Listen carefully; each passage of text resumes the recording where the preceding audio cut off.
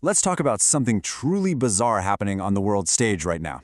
We're going to zero in on just 1 week in late December of 2025, a week that perfectly captures this massive contradiction of our time. A world where nations are at the negotiating table talking peace, at the exact same moment they're launching attacks. It's this incredible global story of diplomacy and fire, all happening at once. You know, sometimes a single sentence just nails it. And this one, from our source analysis, is the key to this whole explainer. It perfectly frames this strange new reality we find ourselves in, where the tools of peace and the instruments of war, well, they're being used at the same time. All right, so here's how we're going to break this all down. First, we'll tackle the big idea, this world of contradictions. Then we're going to zoom in on Ukraine, the Middle East, and Africa to see exactly how this plays out on the ground. After that, we'll look at how old conflicts are sparking new problems. And finally, we'll pull it all together to ask, what does this new global reality actually mean for all of us? So what's at the heart of all this? Well, it's this simple but kind of mind-bending idea. Diplomacy and military force, they aren't a 1-2 punch anymore. It used to be you'd talk, and if that failed, you'd fight. Now we're in an era where nations are doing both at the same time. They're negotiating with one hand and escalating with the other. And honestly, there is no clearer, no starker example of this than what was happening in Ukraine. During this single week, the country was basically living in two completely different realities at the exact same time. On one side of the coin, you had this huge diplomatic effort. President Zelensky actually flew to Florida on December 28th for a face-to-face with U.S. President Trump. They were deep in discussion about a really detailed 20-point peace framework, talking about serious, long-term security guarantees for Ukraine. All the signals pointed towards a real push to end the war. And this is where it just gets wild. Look at this. On the left, you see all the optimistic signs from the diplomatic world. President Trump even went so far as to call the talks in their final stages. But then on the right, that's the military reality that was unfolding at that very moment. Massive missile and drone attacks hammering Kyiv, civilians being killed, power going out, and Ukrainian troops being forced to pull back from the town of Shivers. And if you want to understand the sheer scale of that military pressure, just look at this number. While peace talks were underway, a swarm of nearly 500 Shahed drones was unleashed on Kyiv in a single wave. Think about that. That's a staggering, overwhelming assault happening right alongside the handshakes and diplomatic language. Okay, let's shift gears and head over to the Middle East, because you're going to see the same strange pattern play out. Here, the story is like 1 step forward, 2 steps back. Even when diplomacy scores what looks like a major win, the constantly shifting ground of regional rivalries can swallow it whole. So first, let's start with some genuinely good news, something that really felt like a breakthrough. In Yemen, the UN pulled off a huge deal, a massive prisoner swap. We're talking about almost 3,000 people from both the Yemeni government and Houthi forces getting exchanged. For a country torn apart by a brutal war, this was a massive positive step. But, and this is a huge but, almost as soon as that good news landed, the optimism just shattered. Why? Because the very coalition that was supposed to be united against the Houthis, well, it started fighting itself. Saudi-backed forces were suddenly clashing with their supposed allies, the UAE-backed Southern Transitional Council. So one fire is getting put out, while another one just erupts right next to it. And of course, this isn't happening in a vacuum.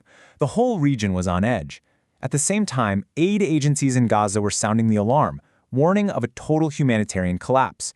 And then you had Iran putting on a major show of force, with large-scale missile drills in the Gulf of Oman, sending a very, very clear message to everyone in the neighborhood. Now let's jump over to Africa.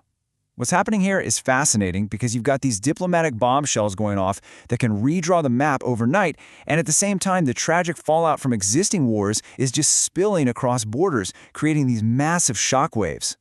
And speaking of bombshells, get this.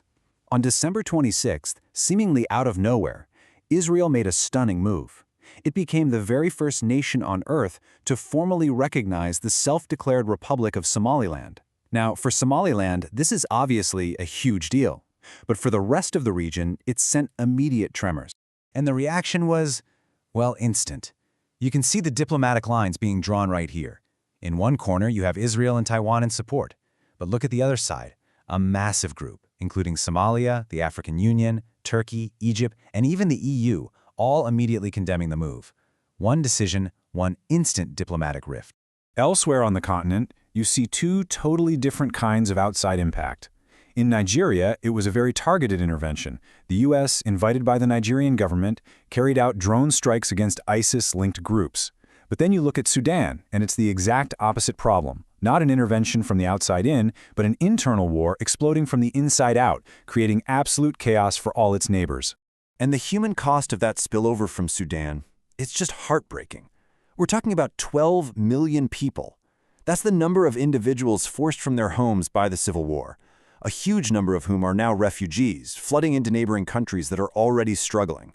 It's a crisis on a scale that's almost impossible to comprehend. So, what happens when a long-running war is supposedly over? Well, as we're seeing, it's not really the end. It's more like the aftershock, setting the stage for a whole new set of tensions and new alliances. Syria is a perfect example. A year after the Assad regime finally collapsed, you'd hope for stability, right? Not even close. After horrific reports from the UN about mass graves from the civil war, fresh fighting erupted in late December. Why? Because new protests demanding more local control were met with violence. The dictator's gone, but the conflict is not. And all of this regional instability, it's forcing countries to pick sides and team up in new ways. Look at this. Israel, Greece, and Cyprus held a major summit, and they walked away with a formal plan for deep military cooperation in 2026. This is a clear strategic move designed to create a powerful bloc to counterbalance other regional players like Turkey. Okay, so let's pull back. We've looked at Ukraine, Yemen, Somaliland, Syria, and when you put all these pieces on the board together, a really clear, if pretty unsettling, picture of our world emerges. Our source material for this analysis summed it all up with this powerful, kind of chilling phrase: diplomacy without peace, war without resolution. It just sticks with you, doesn't it? We have all this diplomatic activity, but it's not delivering lasting peace. And we have all this fighting, but it's not leading to any clear wins or endings. The world is just stuck. And this right here is the absolute key takeaway. We're trapped in this cycle. Military force is being used to get a better seat at the negotiating table, and those negotiations are happening while the fighting rages on. The crucial point is this: talks aren't the alternative to war anymore, they've become a part of the war itself. Which leaves us with a final, really tough question for the future. If this is the new normal, if diplomacy and violence are now so tangled up that you can't separate them, can conversation and negotiation ever actually win out? Can talks, on their own, ever truly replace the force of arms?